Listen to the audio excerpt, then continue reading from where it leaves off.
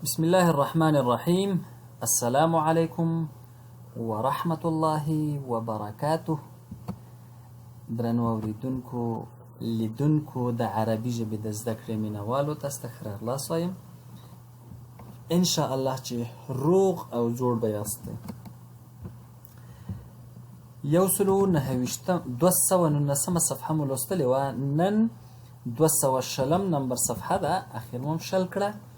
لسمه وحده و50 درس. التدريب الثالث، دريم تمرين، دريم تدريب دی. تبادل السؤال والجواب مع زميلك كما في المثال. خپل ملګري سره سوال او جواب تبادله کړه لکه څنګه چې په مثال کې دی. دا هم جوړښتونه دي، دا کیدای شي تاسو ته خسته کن او داسې زړه مو ورته تنګ شي، خو ډېر مهم دي. دلته به تاسو زده کوئ په دې تمرینونو او تدریباتو کې چې جملې څنګه جوړې کړئ. کیدای شي تاسو دا یو جمله جوړه کړئ، دا مثال واورئ او دا یو جوړ کړئ او نور اسکیپ کړئ او همداسې پر مخ ولاړ شئ. خو نه، کتاب دکتورانو جوړ کړی دی، پی ایچ ډي لري په عربي ژبه کې چې دا کتاب چا جوړ کړی. هغوی په دې اړتیا پوه شوي چې یو جملې په ځای باید 6 جملې، او کله چې دا ټولې جملې تاسو جوړې کړئ نو تاسو به پوه شئ چې څومره ګټه مو کړې ده. او که چېرته یو حل کوئ او نور پرېږدئ نو تاسو به کیدای شي هغه څه درک نه کړئ. نو راځو لومړي مثال ته. المعطف چپن، الشرکه شرکت. نو پوښتنه ترې دا جوړوئ، دوه زده کوونکي په خپل منځ کې محاوره کوي. یو ورته وایي دا چپن چیرته دی، بل ورته وایي په شرکت کې مې پرېښوده، پرې مې خوده په شرکت کې، په فلانکي ځای کې مې پرېښود. همداشان دا نور مثالونه هم دي. دا مثال حلو. چپن دې چیرته دی؟ این المعطف، په شرکت کې مې پرېښود. ترکته فی الشرکه، که دا معطف یا چپن مذکر وي نو ترکته به وایئ، که مؤنث وي ترکتها به وایئ. نو دلته به تاسې دا مذکر و مؤنث په نښه کوئ چې تر څو پکې غلط نشي. نو اوس د دې لپاره چې دغه مثالونو ته ور وګرځو، انشاءالله تاسې به دومره پوه شوي یاستئ د جملو په جوړښت. مثال هم ستاسې په مخ کې حل شو. ویډیو سټاپ کوئ، تدریبات حل کوئ، او چې کله مو په کتابچو کې حل کړل بېرته راشئ د همدې ځای نه ویډیو سټارټ کوئ او وګورئ چې ستاسې تدریبات څومره دقیق او صحیح دي او څومره غلطي لري. الکتاب المدرسه. این الکتاب، کتاب چیرته دی؟ ترکته فی المدرسه، په ښوونځي کې مې پرېښود. این المنبه، الارم. منبه په عربي کې هغه ساعت ته وایي چې تا د خوب نه راجګوي، صرف د خوب نه راجګوي، همداسې چې ویښه مې ته متوجه کوي. نو منبه هغه الارم ته وایي. اصلا کله چې تاسې د موبایل ژبه عربي ته بدله کړئ نو هلته به الارم ته منبه لیکي. این المنبه، الارم چیرته دی؟ ترکته فی الغرفه، په کوټه کې مې پرېښی دی. این المعجم، قاموس چیرته دی؟ ډکشنري چیرته ده؟ ترکته فی الصف، په صنف کې مې پرېښود. این القلم، قلم چیرته دی؟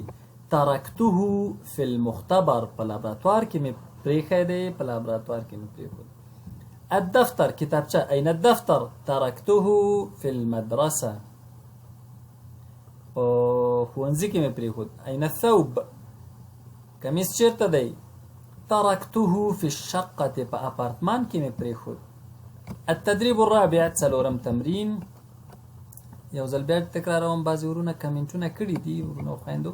زه هغه کمنټونه نشم ته جوابولی، نه پوهېږم. یوټیوب چینل کمنټونه بند کړي را باندې، که څه خبره ده نو په بښنې سره که څه وي حتی ماته معلومیږي هم نه. بعضې چې دی په یو بل سافټویر چې مې انسټال کړی دی د هغې له لارې ګورم، خو ریپلی ورته نشم کوی. التدريب الرابع، څلورم تمرین. تبادل السؤال والجواب مع زميلك كما في المثال. خپل ملګري سره سوال او جواب تبادله کړئ لکه څنګه چې په مثال کې دی. مثال هم هماغسې دی، البته هغه د مذکر مثالونه و، دلته اوس مؤنث یو شی ته پرېږدي، اولته مذکر و. المظله، چترۍ. باران کې چې موږ د هغه د پاسه نیسو، سر د پاسه، نو هغې ته چترۍ وایو او عربي کې ورته المظله وایو. او صرف باران نه، په اوړي کې هم بعضې خلک د لمر نه د ځان ساتلو لپاره استعمالوي. این المظله، چترۍ چیرته ده؟ ترکتها فی السیارة، په موټر کې مې پرېښودله. ولې ترکتهو په ځای ترکتها؟ ځکه المظله وګورئ مؤنث اسم دی. الصحیفه، یو ورور ښه کمنټ کړی و سلیمان ورور چې الصحیفه ورځپاڼه، ما نه د ورځپاڼې نوم هیر و، داسې نه وایم چې نه و یاد، بس ذهن ته کله نه راځي، نو مننه ترې. الصحیفه، این الصحیفه، ورځپاڼه چیرته ده؟ ترکتها فی الغرفة، کوټه کې مې پرېښودله.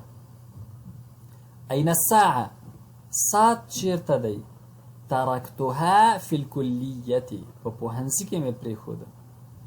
دا پرېښوده ځکه بعض ځایونو کې لږه خوا دې خوا کېږي. بعضې نومونه په عربي کې مذکر دي، په پښتو کې مؤنث، بعضې په پښتو کې مؤنث دي، عربي کې مذکر. لکه الساعه په عربي کې مؤنث دی، خو ساعت په پښتو کې مذکر دی.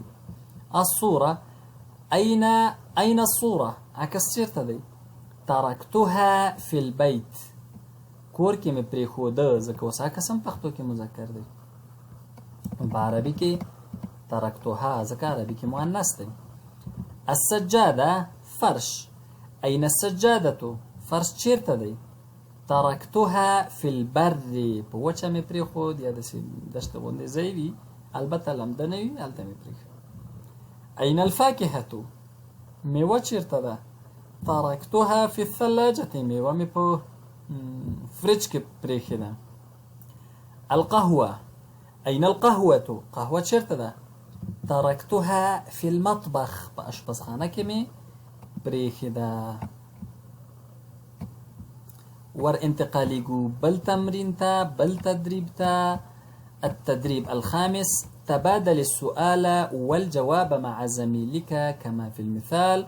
سؤال او جواب خپل ملګري سره تبادله کړئ لکه څنګه چې په مثال کې دی. لومړی زده کوونکی ورته وایي الریاض 20، ریاض او شل. نو پوښتنه ترېنه کوي د ریاض په هکله. دلته هر ښار ذکر شوی دی بیل بیل. نو تاسې د یو بل ملګري نه، هر څوک چې تاسو سره یو ځای زده کړه کوي د دغه ښار، او پوښتنه کوئ چې دلته د درجه حرارت څو ده، بل درته دغلته تیار لیکلي دي چې 20 که 30 که هر څو. کم درجة الحرارة فی الریاض، په ریاض کې درجه حرارت څو ده؟ عربي کې به ریاض نه وایي، ښه ریاض. درجة الحرارة 20، 20 درجه حرارت ده. همداشان دا مثالونه هم تاسې حل کوئ. زه یې حلوم، خو د هغې نه مخکې چې زه یې حل کړم تاسې حل کړئ او بیرته ویډیو ته راشئ وګورئ چې تاسې صحیح حل کړي که غلط. کم درجة الحرارة فی مکه، په مکه کې د حرارت درجه څو ده؟ درجة الحرارة 30. کم درجة الحرارة فی المدینه؟ درجة الحرارة 10. کم درجة الحرارة فی دمشق؟ سوریا مرکز دمشق نمیگی. درجة الحرارة 5. کم درجة الحرارة فی لندن؟ په لندن کې درجه حرارت څو ده؟ تحت الصفر. درجة الحرارة تحت الصفر، د صفر نه ښکته ده. انتقالیږو شپږم تدریب، شپږم تمرین ته. هات جملا كما في المثال، لکه څنګه چې په مثال کې دي همغسې جملې راوړئ. السماء تمطر فصل الخريف، باران وریږي او د مني موسم. نو تاسې داسې اسانه جمله ده. السماء تمطر هذا فصل الخريف، دا جمله لږ را جوړوئ سي. باران وریږي دا د مني موسم دی. الجو حار هذا فصل الصيف، موسم ګرم دی دا د اوړي موسم دی. الجو معتدل هذا فصل الربيع. یو ملګری وای دا جمله وای او بل دغه سره ورته وای چې دا خو دا موسم دی. یو د موسم حالت بیانوي چې یعنی ګرمي ده، یخني ده، څنګه دی، بل ورته وای چې دا خو فلانکی موسم دی. الجو معتدل، موسم برابر دی، نورمال دی، بل ورته وای هذا فصل الخريف، دا د مني موسم دی. الجو بارد، هوا یخه ده، موسم یخ دی، بل ورته وای هذا فصل الشتاء، دا د ژمي موسم دی. السماء تمطر، باران وریږي. هذا فصل الخريف. ما لکه چې د فصل الربيع کې هم منی ویلي په بخښنې سره که داسې مې ویلي وي سهوه شوی یم. فصل الربيع پسرلي ته وایي، د ګلانو نه هم معلومیږي. السماء تمطر، باران وریږي. هذا فصل الخريف، دا د مني موسم دی. 221 صفحې خلاصې شوې. 222 صفحې ته به سبا ته ورغاړې وځو. نو نن لپاره هم دومره درس بس دی. یو ځل بیا یادونه کوم هغه ورونه او خویندې چې موږ سره نوي راځي دلته یو ځای کېږي د ویډیو سره د یوټیوب چینل ته چې ورشئ د اصغر صلاح په نوم په انګلیش کې هم دی پښتو کې هم دی. یوټیوب چینل ته ورشئ، هلته پاس ویډیوز پلی لیست ته به ورشئ. په پلی لیست کې بیل فولډر دی د العربیة بین یدیک، په هغې به کلیک وکئ او د اولې ویډیو نه به پیل وکئ او درسونه به تعقیب کړئ. نكتفي بهذا القدر من الدرس ليومنا هذا، ونلتقي إن شاء الله في الدرس المقبل إن كنا أحياء. وإلى اللقاء القادم، أستودعكم الله والسلام عليكم ورحمة الله وبركاته.